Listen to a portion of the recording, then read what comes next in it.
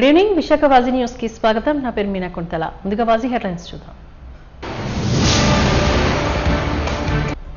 GVMC standing committee ఎన్నికల్లో YCP అభ్యర్థులకు vote వేసిన కార్పొరేటర్లపై కూటమి బెదిరింపులకు దిగుతోంది. వైఎస్ఆర్సీపీ జిల్లా అధ్యక్షులు కేకే రాజు ఆరోపణ.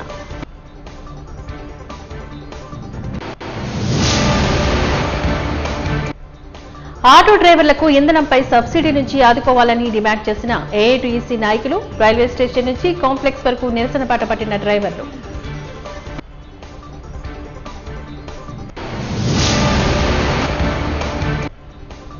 విశాఖ ఆర్టీసీ బస్టాండ్లో చోటు చేసుకున్న ఘోర ప్రమాదంలో మృతి చెందిన మహిళ.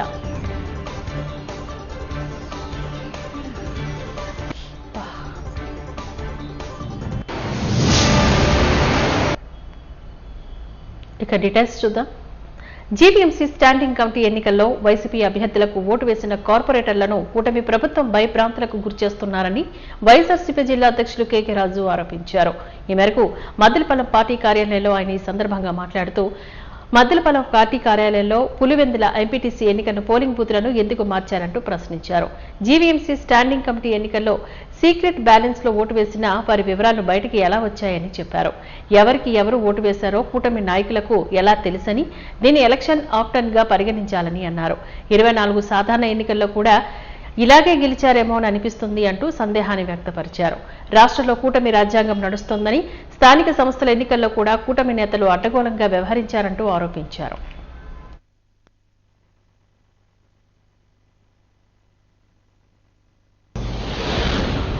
ముఖ్యంగా కూటమి ప్రభుత్వం అధికారంలోకి వచ్చిన ఈ 14 నెలల కాలంలోనే ఈ రాష్ట్రంలో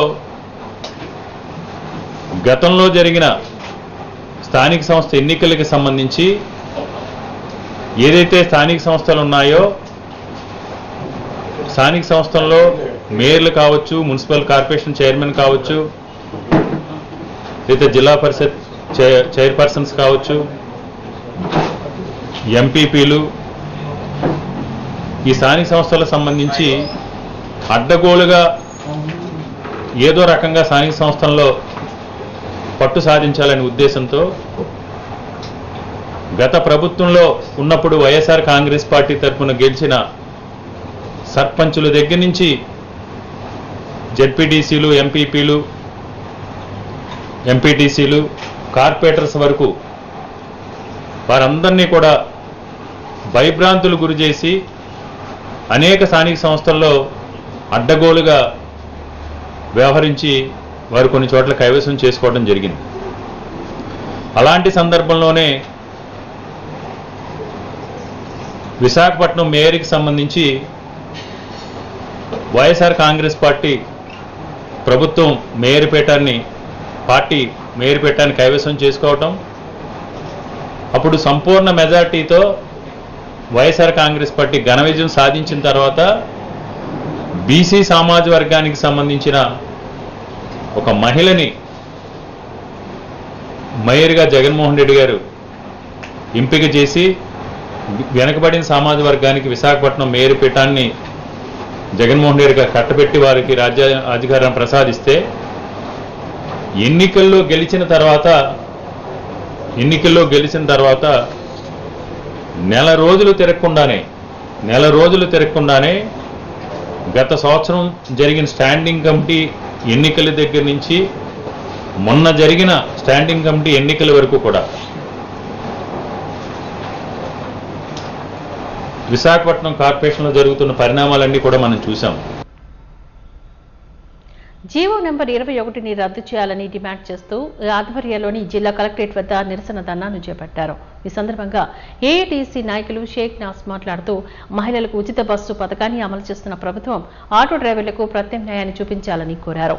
వాహన మిత్ర తక్షణమే విడుదల చేయాలని డిమాండ్ చేశారు. పెట్రోల్, డీజిల్, గ్యాస్ తదితర అంశాల్లోని సబ్సిడీ ఇవ్వాలంటూ విజ్ఞప్తి చేశారు.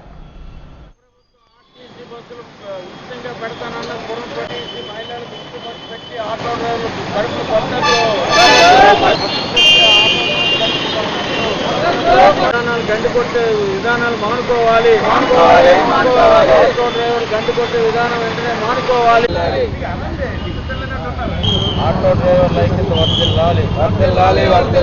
ఆర్టీసీ ఉచిత బస్సు చేయాలి. ఆటో డ్రైవర్ల ఆదాయాన్ని గండి ఆర్టీసీ తీసుకోవాలి. జిందాబాద్ ఏఐటీయూసీ, జిందాబాద్ ఏఐటీయూసీ, జిందాబాద్. ఈరోజు కేంద్ర రాష్ట్ర ప్రభుత్వాలు ఎన్నికల ముందు ఇచ్చిన హామీల్లో ఆ భాగంగా రేపు ఈ నెల ఆగస్టు 15వ తారీఖున మహిళలకు ఉచిత బస్సు సౌకర్యాన్ని కల్పిస్తానని ప్రతిపాదన పెట్టారు. ఆ ప్రతిపాదనని పునరాలోచన చేసి ఆటో డ్రైవర్లను ఆదుకునే విధంగా చర్యలు తీసుకోవాలని ఈరోజు కలెక్టర్ గారికి నిరసన కార్యక్రమం చేసి కలెక్టర్ గారికి వినతిపత్రం ఇవ్వడం జరిగింది.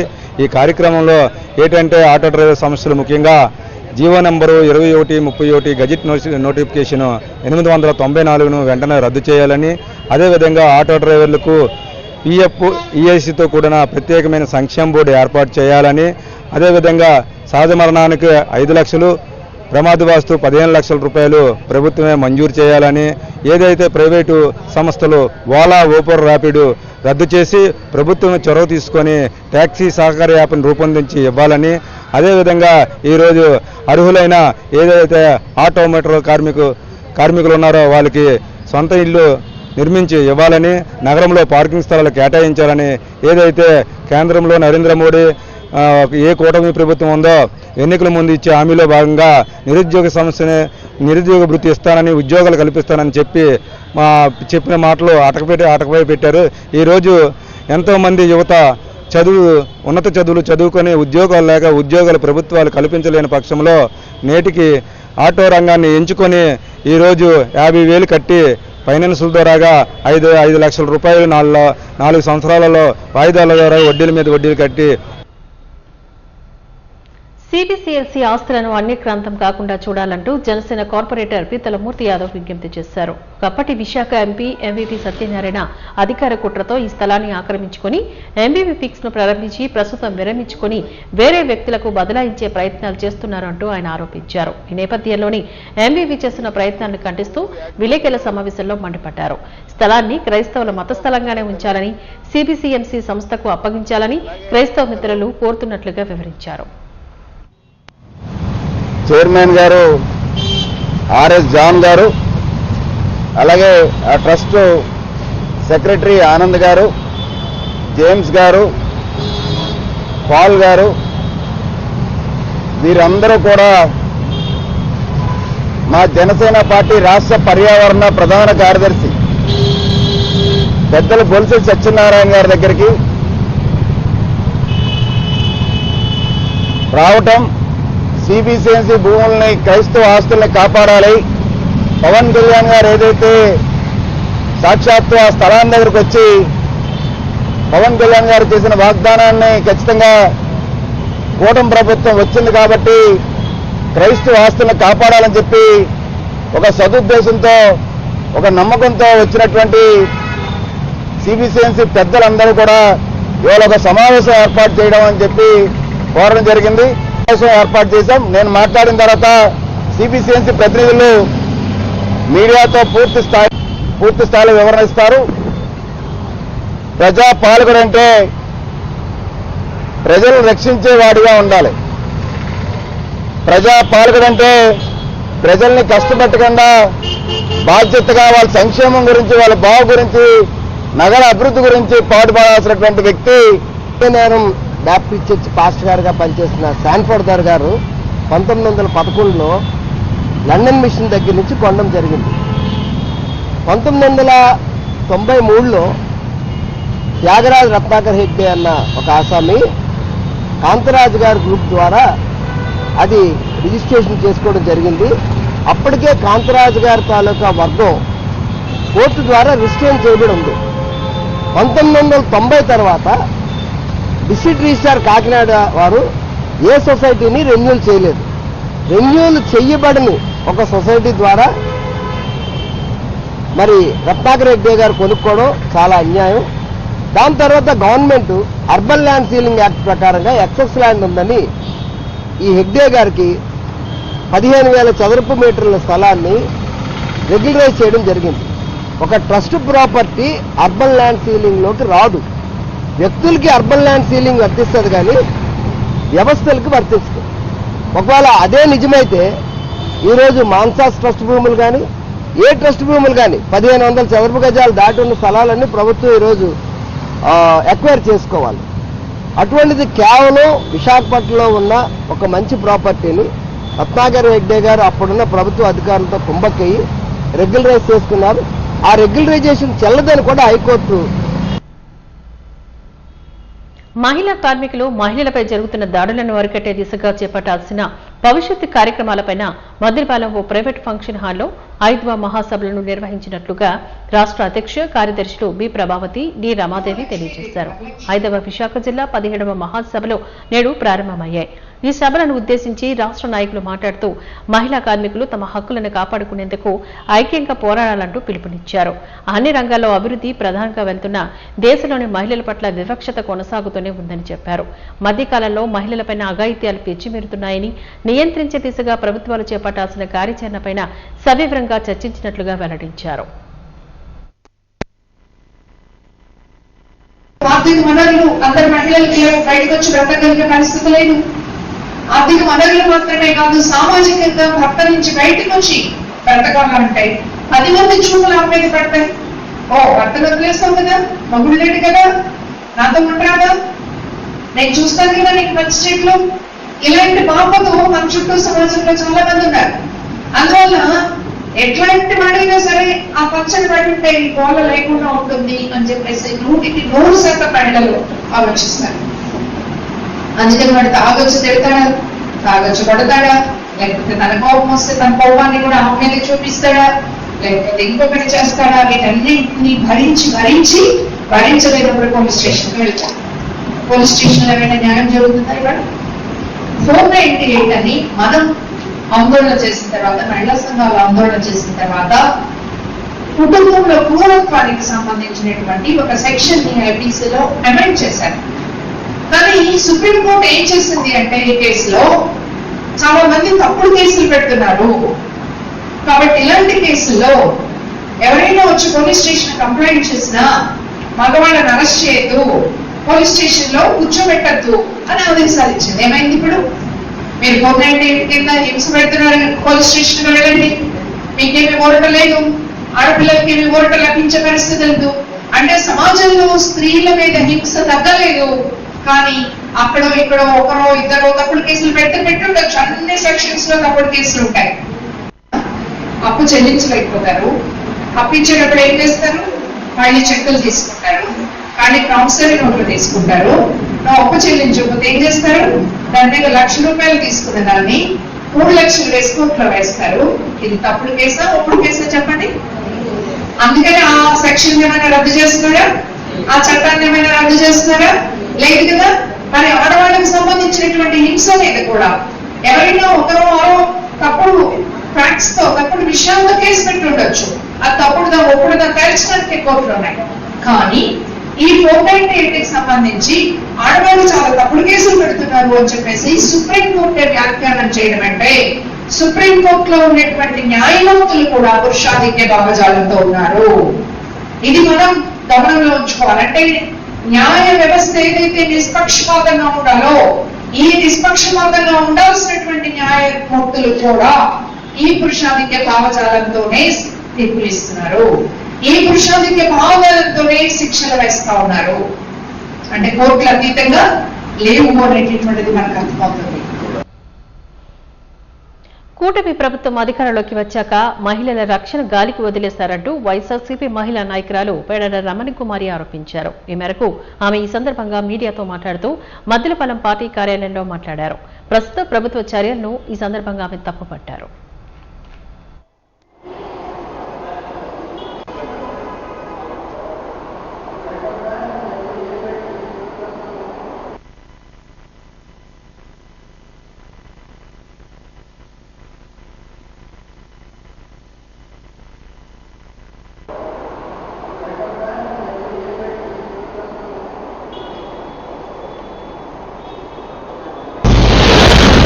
మరి ఈరోజు రాష్ట్రంలో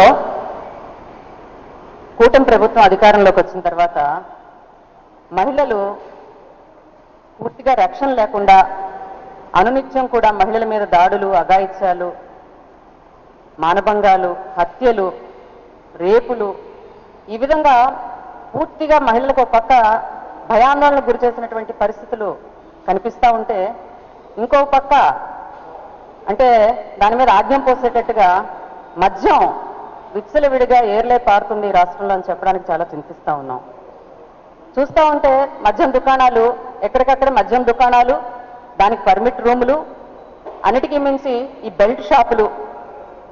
ఈరోజు సుమారుగా ప్రతి దగ్గర కూడా బెల్ట్ షాపులు, అంటే బెల్ట్ షాపులను కూడా వేలం వేసి బెల్ట్ షాపులు తీసుకునేటువంటి పరిస్థితి. అదేవిధంగా 5 లక్షలు కడితే పర్మిట్ రూములు ఇవ్వడానికి పర్మిషన్. అంటే ఇది చూస్తూ ఉంటే ఏ విధంగా ఉందంటే అఫీషియల్గా పర్మిషన్స్ ఇస్తా ఉన్నారు. అంటే మద్యం షాపులు తీసుకెళ్లి బార్లా రన్ చేయడానికి అఫీషియల్గా పర్మిషన్లు ఇస్తున్నారు అని చెప్పి తెలియజేస్తా ఉన్నాం. మరి అంటే ఒక గుడి లేదు, ఒక బడి లేదు. అన్నిటికంటే ఎక్కువగా రెసిడెన్షియల్ జోన్స్ లో కూడా ఈ పర్మిట్ రూములు, మద్యం షాపుల వల్ల చాలా ఇబ్బందులు పడేటువంటి పరిస్థితి. ఆ షాపుల ముందు నుంచి మహిళలు నడిచి వెళ్ళలేనటువంటి పరిస్థితి. వెళితే అక్కడ ఉన్నటువంటి జనాలందరినీ చూసి భయాందోళనకు గురవుతున్నటువంటి పరిస్థితి చూసి చాలా ఇబ్బంది పడుతున్నారు. అంటే ఈరోజు ఈ రాష్ట్ర ప్రభుత్వం మద్యం అనేదాన్ని ఓన్లీ ఇన్కమ్ సోర్స్ గా తీసుకుంది, ఆదాయ వనరు. ఈరోజు అమ్మేయాలి, మద్యం పెద్ద సంఖ్యలో అమ్మేయాలి, ఆ వచ్చిన ఆదాయాన్ని గవర్నమెంట్ అనుభవించేయాలి. ఇదే తప్ప చంద్రబాబు నాయుడు గారు ఆయన మాటల్లో ఆయన ఇచ్చినటువంటి హామీలేవి నెరవేర్చలేదు ఇంతవరకు కూడాను. ముఖ్యంగా మహిళలకు ఇచ్చిన హామీలేవి నెరవేర్చలేదు సరికదా ఈరోజు ఈ మద్యాన్ని ఏర్లై పారించడం ద్వారా ఈరోజు మహిళలు రాష్ట్రంలో చాలా ఇబ్బందులకు గురవుతున్నారు, చాలా భయపడిపోతా ఉన్నారు. భర్త తెచ్చిన సంపాదన ఇంతకు ముందు జగన్మోహన్ రెడ్డి గారు అధికారంలో ఉన్నప్పుడు 33% మద్యం దుకాణాలని ఆపేసినటువంటి పరిస్థితి. ఆ రోజు 43,000 బెల్ట్ షాపుల్ని ఆ రోజు నిషేధించారు. అయినప్పటికీ కూడా మద్య విక్రయం చక్కగా జరుగుతూ ఆదాయం కూడా రాష్ట్రానికి వచ్చేది. కానీ ఈ రోజు పరిస్థితి చూస్తే దానికి భిన్నంగా కేవలం మద్యం విక్రయం అన్నది ఆదాయ వనరు. రాష్ట్రం పూర్తిగా మద్యం మీదే ఆధారపడి వాళ్ళు ఆదాయ వనరులుగా అమర్చుకొని ఇంకా మహిళల జీవితాలు ఏమైపోయి భర్త సంపాదన తీసుకొచ్చి ఇంటికి ఇచ్చేటువంటి పరిస్థితి ఎక్కడా కనపడటం లేదు. ఈ పర్మిట్ రూముల వల్ల అక్కడే కూర్చొని అక్కడే తాగేసి అక్కడే ఖర్చు పెట్టుకొని వెళ్ళిపోయేటువంటి పరిస్థితి. అంటే బయటికి వెళ్ళిన భర్త ఇంటికి వస్తాడా రాడా, తాగేసి వస్తాడా తాకుండా వస్తాడా అనేటువంటి ఎదురు చూపే తప్ప ఈరోజు రాష్ట్రంలో మహిళలు ప్రశాంతంగా బతికేటువంటి పరిస్థితి ఇక్కడ లేదు అని చెప్పడానికి మేము చింతిస్తా ఉన్నాం. ఆటో మోటార్ కార్మికుల ఆదాయాన్ని గండికొట్టే రాష్ట్ర ప్రభుత్వం ఉచిత మహిళలకు ఆర్టీసీ బస్సులు పెడతానన్న ప్రతిపాదనను పునః పరిశీలన చేయాలంటూ జిల్లా ఆటో రిక్షా కార్మిక సంఘం ఏఐటీసీ ఆధ్వర్యంలోని జిల్లా కలెక్టర్ కార్యాలయం ఎదుట ధర్నా కార్యక్రమాన్ని నిర్వహించబడింది. ఈ కార్యక్రమంలోని జిల్లా ప్రధాన కార్యదర్శి అధ్యక్షుడు సిహెచ్ కాస్బాబు, షేక్ రెహమాన్లు పాల్గొని మాట్లాడారు. ఉద్యోగ ఉపాధి అవకాశాలు లేక ఉన్నత చదువులు చదువుకుని వారికి ప్రభుత్వాలు ఉద్యోగాలు కల్పించలేని పక్షంలో ఆటో మోటార్ రంగాన్ని ఎంచుకుని వారి కుటుంబాలతో బ్రతుకు జీవనం సాగిస్తున్నారని అన్నారు.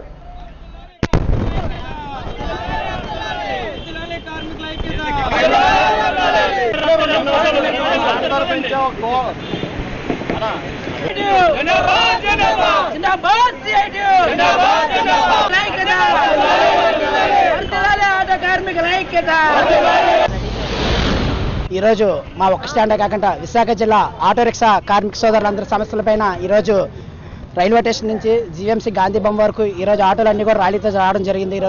ఈ ర్యాలీ రావడం అనేది ఎందుకు జరిగిందంటే రేపు ఆగస్టు 15వ తారీఖుని రాష్ట్ర ముఖ్యమంత్రి, రాష్ట్రంలో పరిపాలిస్తున్న చంద్రబాబు నాయుడు గారు, కుటుంబ పార్టీ నాయకులు పవన్ కళ్యాణ్ గారు, కేంద్రంలో పరిపాలిస్తున్న నరేంద్ర మోడీ గారు ఈ ముగ్గురు అంగీకారాల మీద ఈరోజు ఆంధ్రప్రదేశ్ రాష్ట్రంలోని ఉచిత బస్సు ప్రయాణం అనేది రేపు 15వ తారీఖు నుంచి పెడుతున్నారు. ఈ ఉచిత బస్సు ప్రయాణం మీరు పెట్టుకోండి, మీరు మహిళకి ఏ పథకాలు తెచ్చుకోండి తెచ్చుకోండి. కానీ విశాఖ జిల్లాలోనే ఎంతమంది, ఎన్ని లక్షల మంది, ఎన్ని వేల మంది, రాష్ట్ర వ్యాప్తంగా 8 లక్షల మంది ఆటో కార్మిక సోదరులు ఉన్నారు. మా అందరూ కడుపు కొట్టే కార్యక్రమాలు మీరు ఏం చేసినా సరే ఆటో కార్మికుల ఉధృతులు మొత్తం కూడా ఈ రోజు ఇంకా రాబోయే రోజుల్లో ముందు ఇంకా కూడా భవిష్యత్తులో రేపు ఆగస్టు 15 ఇంకా 4 రోజులు మాత్రమే టైం ఉంది. ఈ 6 రోజుల్లో మీరు ఏ డిసిషన్ తీసుకున్నా సరే ఆటో కార్మికులకు అన్యాయం జరగకుండా మీరు ఏ డిసిషన్ తీసుకున్నా దాని వెనకాల రాష్ట్రంలోని ఆటో కార్మికులు అందరూ కూడా సపోర్ట్ చేస్తారు. అలాగే మాకు జరిగిన అన్యాయం గురించి ఈ రోజు ఉచిత బస్సులు పెడితే మాకు రోడ్డు మీద తెగసరి చేసుకున్న వాళ్ళ ఓపర్లు ఇప్పటికే ఆల్మోస్ట్ ఇటువంటి యాభులన్నీ కూడా వచ్చి ఆటో కార్మికులు చాలా ఇబ్బంది పడే కార్యక్రమాలు ఉన్నారు. గత 20-25 సంవత్సరాలు పెట్టి కూడా విశాఖ జిల్లాలోని ఆటో కార్మికులు చాలా సౌకర్యంగా అందరూ కూడా ఇంటికి జాగ్రత్తగా వెళ్తున్నట్టు ఆటో కార్మికులు జాగ్రత్తగా తీసుకెళ్లి ప్రయాణం గమ్యస్థానాల్లో వాళ్ళందరూ చింతడం అయ్యని జరుగుతుంది. ఈ కాలేజీలు స్కూల్ పిల్లలు అనేది వీళ్ళందరూ కూడా హాస్పిటల్ పర్పస్ గానీ ఎవరికి ఇబ్బంది వచ్చినా సరే సక్రమంగా ఒక ఫోన్ కాల్ తోటి నిమిషాల వెంటనే మీ ముందునేది ఆటోను గుర్తించుకోండి. ప్రతి ఒక్కరు కూడా అధికారులు కాకుండా ప్రజలందరూ కూడా గుర్తించుకునే ఈ విషయంలోనే ఆటో కార్మికులు న్యాయం చేయాలనేసి రాష్ట్రంలో పరిపాలిస్తున్న కూటమి పార్టీ నాయకులందరినీ కూడా అడుగుతున్నాం. మాకు ఎటువంటి ఇబ్బందులు లేకుండా మాకు సక్రమంగా మంచి రూల్స్ మంచి పరిపాలనతోటి రాబోయే రోజుల్లో మాకు ఎటువంటి విచారణ కేసులు కూడా లేకుండా ఈ ఫిట్నెస్లు ఏవైతే ఉన్నాయో ఇన్సూరెన్స్లు ఏవైతే ఉన్నాయో గతంలో ఎటువంటి పరిపాలనతో బ్రేక్లు ఆర్టీఓ ఆఫీస్కి వెళ్తే జరిగేవో అదే విధంగా జరగాలి. ఈ మీరు ఆన్లైన్ ఫిట్నెస్లు చేసుకోవాలి, ఆన్లైన్ పోలీసులు చేసుకోవాలి. ఈ బ్రేక్లకి వెళ్ళేటప్పుడు ర్యాంప్ మీద ఎక్కించడం ఇటువంటి అన్ని కూడా ఆటో కార్మికులు కూడా ఇబ్బంది పడే పరిస్థితులు ఉన్నాయి. అటువంటి అన్ని కూడా లేకుండా గతంలో ఎలాగైతే ఫిట్నెస్లు చేసేవారు ఇప్పుడు కూడా అలాగే చేయాలనేసి ఈ విశాఖ జిల్లా ఆటో కార్మికుల సంఘాలందరి తరపు నుంచి కూడా ఆటో కార్మికుల సోదరు తరపు నుంచి శ్రీ సాయి భక్త్ సింగ్ ఆటో స్టాండ్ తరపు నుంచి కోరుకుంటున్నాం. 47వ వార్డులో అభివృద్ధి చేసిన రోడ్లను, శ్మశాన వాటికలను పరిరక్షించే దిశగా చర్యలు తీసుకోవాలి అంటూ జీవీఎంసీ కమిషనర్, మేయర్లను కోరినట్లుగా వార్డు కార్పొరేటర్, స్టాండింగ్ కమిటీ సభ్యులు, ఫ్లోర్ లీడర్ గంకల కవిత తెలియజేశారు. ఈ మేరకు జీవీఎంసీ ప్రజా సమస్యల పరిష్కార వేదిక కార్యక్రమంలో వినతి పత్రాన్ని అందజేసినట్లుగా ఆమె మీడియాకు వెల్లడించారు. మాది శ్మశాన వాటిక ఉంది సార్, అది చాలా శ్రమ పెట్టి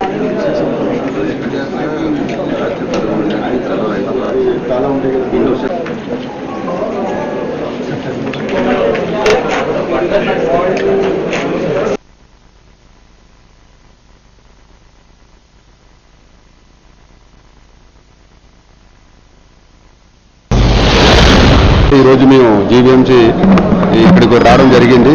ఏరియాలో ఉన్న ముఖ్య సమస్యలు ఏవైతే ఉన్నాయో మనకి Indiranagar 1, 2, 3, 4, 5, ASR colony, Mahatma Gandhi Nagar, Jayabharat Nagar, Jawaharlal Nehru Nagar, LB Nagar, Ramji state అనేక ప్రాంతాల్లో ఈ వర్షాల వల్ల ముఖ్యంగా 4 సంవత్సరాల్లో కొన్ని ప్రాబ్లమ్స్ ఇంకా ఉండిపోయి మాకు. కాబట్టి సీసీ రోడ్స్, డ్రైన్స్ ముఖ్యంగా కావాలని ఈరోజు కమిషనర్ గారిని కోరడం జరిగింది. అలాగే ముఖ్యంగా మాకు ఒకే ఒక బరెల్ గ్రౌండ్ ఉంది, అది 5 వార్డులకు సంబంధించింది. దాన్ని చాలా బాగా డెవలప్మెంట్ చేసాం. చక్కగా డెవలప్మెంట్ చేసిన తర్వాత ఈరోజు ఆకతాయిలు, గంజాయి తాగిన వీళ్ళందరూ కూడా రాత్రి 11 అయితే ఆ లోపల ఉండి అనేక రకాలైన అసాంఘిక కార్యక్రమాలకు పాల్పడుతున్నారు. దానికి ముఖ్యంగా మేము సెక్యూరిటీ గార్డ్స్ ఇవ్వమని చెప్పాము. మనం ఆస్తి ద్వారా అంటే ఏదైతే జీవీఎంసీ అంటే ప్రజల ఆస్తి ద్వారా మనం ఏదైతే డెవలప్మెంట్ చేస్తామో దానికి రక్షణ లేకుండా పోతుంది. ఆ రక్షణ ఇవ్వాలని ఈరోజు సీసీ కెమెరాస్ కానీ సెక్యూరిటీ కానీ పెట్టమని కోరాం. అలాగే దాని పక్కనే మాకు పబ్లిక్ హెల్త్ సెంటర్ ఉంది, అది కూడా మనం 1,10,00,000తో కట్టడం జరిగింది. ఆ రోజు దాన్ని కూడా ఆకతాయి వాళ్ళు లోపలికి వెళ్ళి అనేక రకాలుగా గ్లాసులు, అద్దాలు ఇవన్నీ బద్దలుకోవడం జరుగుతుంది. కాబట్టి దానికి కూడా సెక్యూరిటీ ఇవ్వాలని కోరాము. ముఖ్యంగా వార్డు అంతా కూడా సీసీ కెమెరాలు, కొండవాళ్ళ ప్రాంతాలు కాబట్టి బళ్ళన్నీ కూడా మేము కిందనే అన్ని పెట్టుకుంటారు. ప్రజలందరూ కూడా ఆటో డ్రైవర్ కానీ అలాగే బైక్స్ కానీ కార్స్ కానీ అన్నీ కూడా కిందనే పెట్టుకుంటారు. కాబట్టి కుర్రవాళ్ళు దొంగతనాలు చాలా ఎక్కువైపోతాయి. బండి పెట్రోల్ తీసేయడం, బండి బ్యాటరీలు పట్టుకెళ్ళిపోవడం, ఆటో బ్యాటరీలు పట్టుకెళ్ళిపోవడం, అలాగే అనేక రకాలుగా అసాంఘిక కార్యక్రమం జరుగుతాయి. కాబట్టి ముఖ్యంగా వార్డు అంతటా కూడా సెంట్రలైజ్ చేసి రాష్ట్ర ప్రభుత్వం ప్రతిష్టాత్మకంగా నిర్వహిస్తున్న ప్రజా సమస్యల పరిష్కార వేదిక పీజీఆర్ఎస్ కార్యక్రమంలోని జీవీఎంసీలో అన్ని విభాగాలకు కలిపి 113 వినతులు వచ్చాయంటూ నగర మేయర్ పి. శ్రీనివాసరావు పేర్కొన్నారు. సోమవారం ఆయన జీవీఎంసీ ప్రధాన కార్యాలయంలోని పాత సమావేశ మందిరంలో జీవీఎంసీ కమిషనర్ కేతన్ గారితో కలిసి ప్రజా సమస్యల పరిష్కార వేదిక కార్యక్రమాన్ని నిర్వహించారు. ఈ సందర్భంగా నగర మేయర్ మాట్లాడుతూ రాష్ట్ర ప్రభుత్వం ప్రతిష్టాత్మకంగా చేపడుతున్న ప్రజా సమస్యల పరిష్కార వేదిక కార్యక్రమానికి జీవీఎంసీకి సంబంధించి 113 అర్జీలు వచ్చాయని స్వీకరించడం జరిగిందని తెలియజేశారు.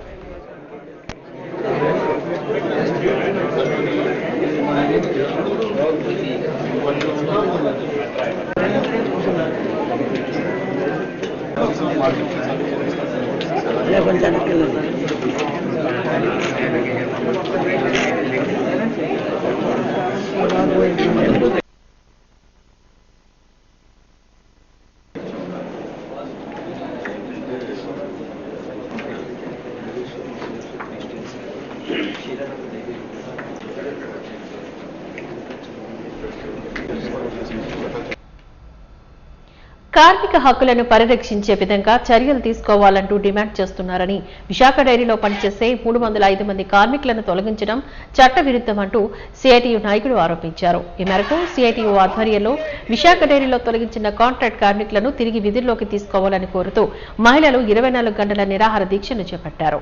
ఈ సందర్భంగా పలువురు నాయకులు మాట్లాడుతూ 10 సంవత్సరాలు దాటిన కార్మికులను శాశ్వత ప్రాతిపదికన నియామకాలు చేపట్టాలంటూ డిమాండ్ చేశారు.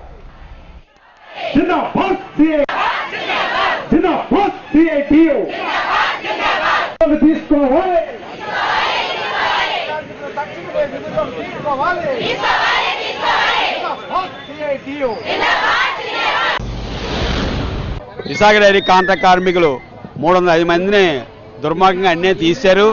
వాళ్ళకి ఎంఏఓ చేశారు. వీళ్ళకి 10 సంవత్సరాల దాటిన వాళ్ళకి 19,000 ఇవ్వాలని, అలాగే 10 సంవత్సరాల లోపే వాళ్ళకి 16,000 ఇవ్వాలని, బాండ్స్ ఇవ్వాలని, 10 సంవత్సరాలు దాటితే పర్మనెంట్ చేయాలని అగ్రిమెంట్ చేసుకోవడం జరిగింది.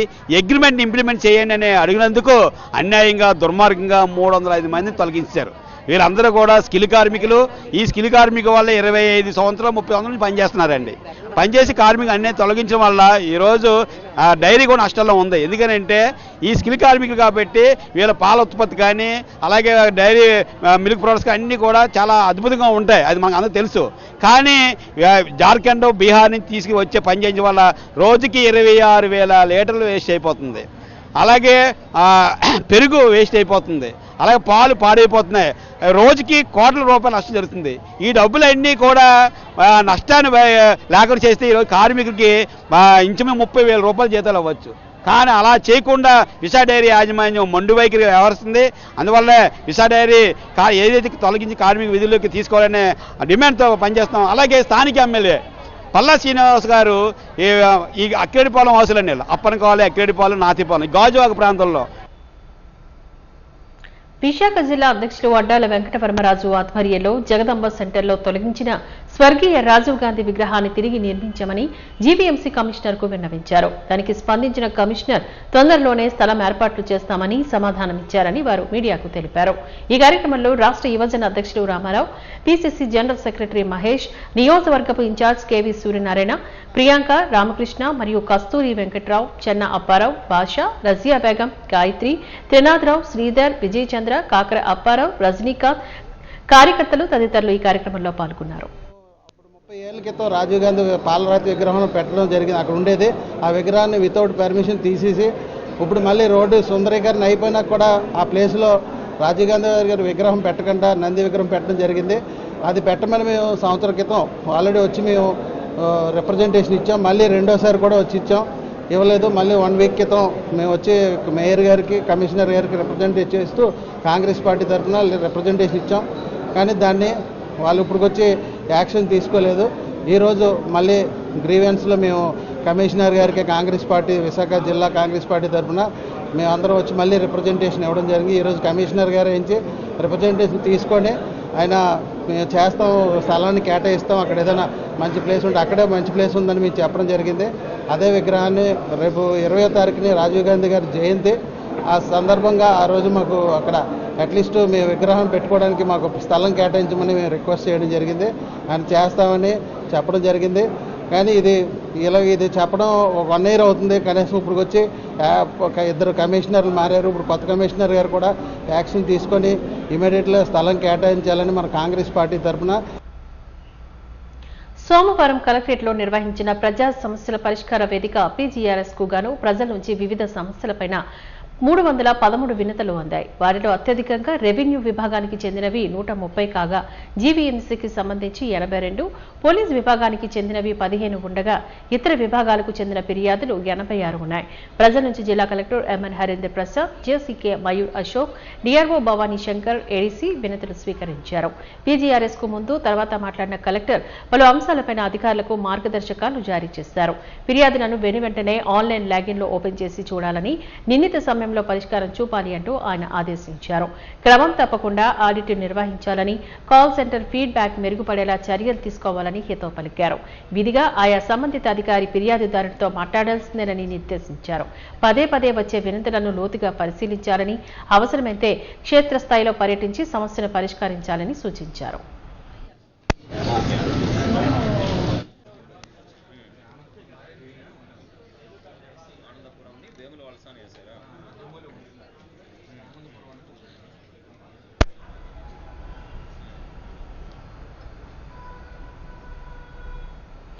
విశాఖ ఆర్టీసీ బస్టాండ్లో ఘోర ప్రమాదం చోటు చేసుకుంది. శ్రీకాకుళం డిపోకు చెందిన బస్సు బ్రేక్ ఫెయిల్ కావడంతో విశాఖ పలాస ప్లాట్ఫారం వద్ద ఉన్న మహిళను ఢీకొంది. ఈ ఘటనలోని మహిళ మృతి చెందగా మరో వ్యక్తికి తీవ్ర గాయాలయ్యాయి అంటూ డిపో మేనేజర్ తెలియజేశారు. గాయపడ్డ వ్యక్తిని హాస్పిటల్కు తరలించారు. ఘటనకు సంబంధించి పూర్తి వివరాలు తెలియాల్సి ఉండగా మృతురాలు మనవడి బారసాలకను వచ్చి ప్రమాదంలో మరణించినట్లుగా తెలుస్తోంది.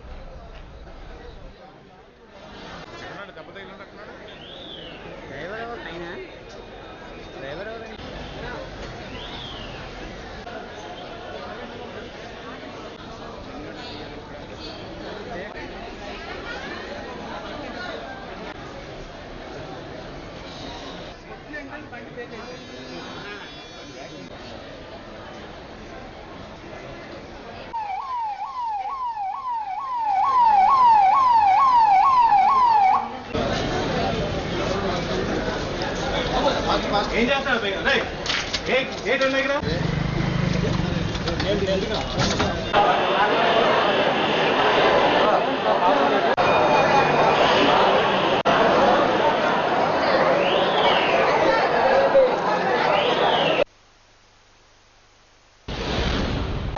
అసమర్థత ఏంటంటే ఆవిడ చనిపోవడం నాకు కూడా దురదృష్టం. నా కళ్ళ ముందు చనిపోయింది.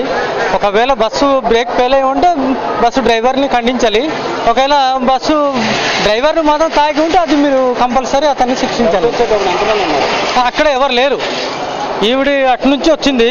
దానికన్నా ముందు ఎవరో ఒరిస్సా అబ్బాయో ఎవరో వచ్చారు.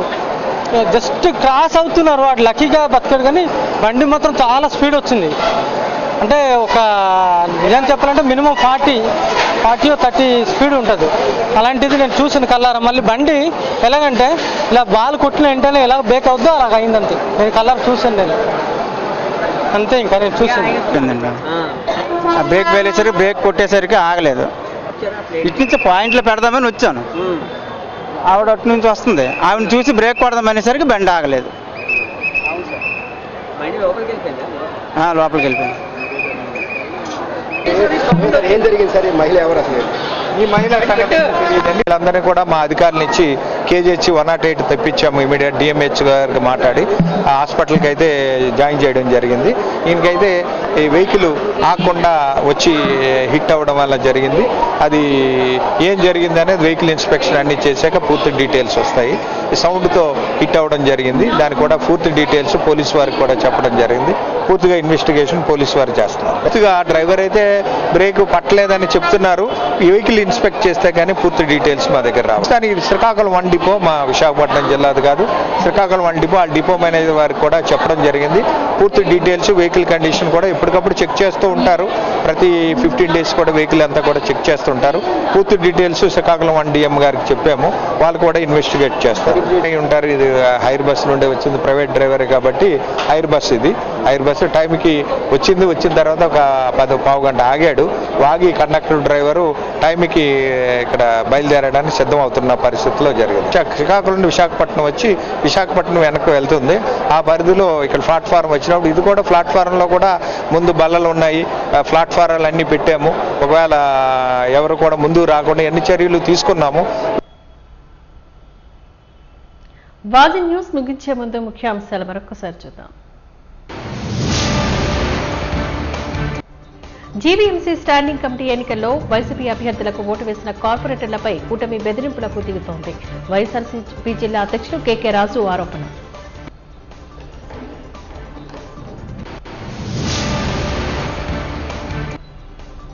ఆటో డ్రైవర్లకు ఇంధనంపై సబ్సిడీ నుంచి ఆదుకోవాలని డిమాండ్ చేసిన ఏఐటీసీ నాయకులు, రైల్వే స్టేషన్ నుంచి కాంప్లెక్స్ వరకు నిరసన బాట పట్టిన డ్రైవర్లు.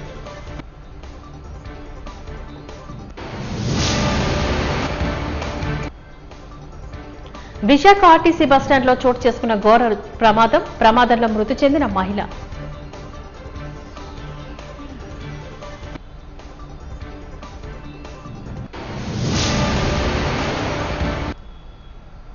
వాజీ న్యూస్ ఇంతటితో సమాప్తం. నమస్కారం.